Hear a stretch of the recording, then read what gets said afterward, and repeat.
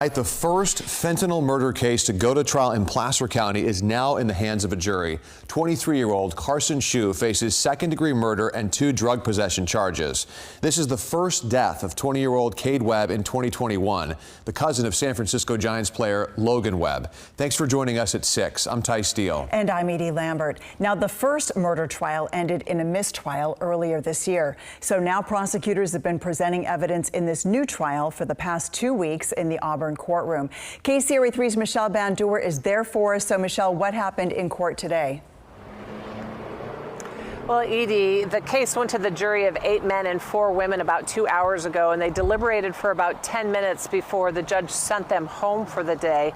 But earlier in the courtroom, attorneys on both sides had one last chance to plead their case to the jury. The jurors will decide if Carson Shue killed Cade Webb by selling him a pill that he knew was laced with fentanyl. Carson Shue stands as the jury deciding his fate walks into the courtroom. During closing arguments, the Placer County District Attorney's Office laid out the case, calling the defendant Cade Webb's drug dealer. They showed videos they say Carson Shue recorded for social media, showing his pills allegedly for sale and the money he allegedly makes selling those pills. Prosecutors say Shue and Webb agreed to a drug deal December 3rd, 2021 at Shue's Roseville apartment around 4 p.m. Grocery store security video shows Webb an hour after purchasing the pill walking into the bathroom.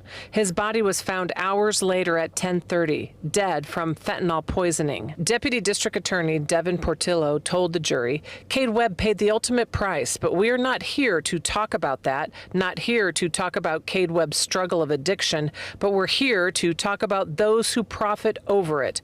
The one person who chooses profit over life is Carson Shue. But Shue's attorney, Placer County Public Defender Rohan Bisla, says prosecutors are answering to the pressure of the community to do something about the fentanyl problem. He told the jury, this is a new strategy that doesn't fit. It's different than giving someone rat poison. When you give rat poison, there is only one outcome, death. They want to make him seem like Pablo Escobar. This is not a kingpin.